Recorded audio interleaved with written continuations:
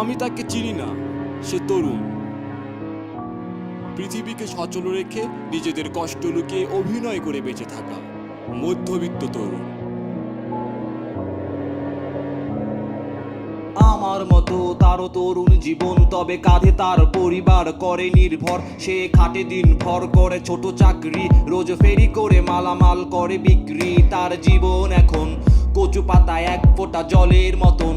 পুরো পরিবার তার করে হাহাকার, খাদ্যের অভাব, হাত পেতে খাওয়া তার নয়তো স্বভাব। কারো কাছে চায় না সে, পায় না সে খাদ্য, তারও দুঃখ খুঁজাবে আছে কার সাধ্য। জীবনের এই ধাপে পরাজিত সৈনিক, গৃহবন্দী হয়ে মারা যায় দৈনিক। খবরের কাগজটা জানে না এই সংবাদ, বরবাদ হয় যে তা ক্ষুধার রাজ্যে। ব্যথা ধুকে ধুকে মরে এটা তিক্ত সত্য, অসহায় বাবা নাম মধ্যবিত্ত। আহারে জীবন পানির মতো, সূর্যের আলোতে শুকিয়ে গেল। আহারে জীবন নদীর মতো, সাগরের সাথে মিশে হারিয়ে গেল। এই পৃথিবীকে যারা রেখেছে সচল, তারা মধ্যবিত্ত হয়ে হয়েছে অচল।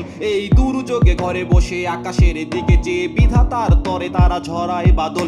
আহা এ ব্যথার গান শুনে কোন কান, ক্ষুধার থেকে বড় তার সম্মান। আমাদের ত্রাণগুলো পারে না সে নিতে, তার ব্যথায় বুকটা চিরে হয় খান খান।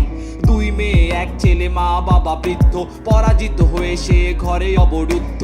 সঞ্চিত টাকাগুলো একে একে হলো শেষ, চিন্তায় মৃত প্রায় হচ্ছে সে নিঃশেষ। কারো ঘরে কোটি টাকা বালিশে ঘুমায়, আর কারো যুগ কেটে যায় একটি জামায়। অসুস্থ পৃথিবীকে বুঝাতে হবে, সামাজিক ব্যবধান ঘুচাতে হবে। আহারে জীবন পানির মতো, সূর্যের আলোতে শুকিয়ে গেল।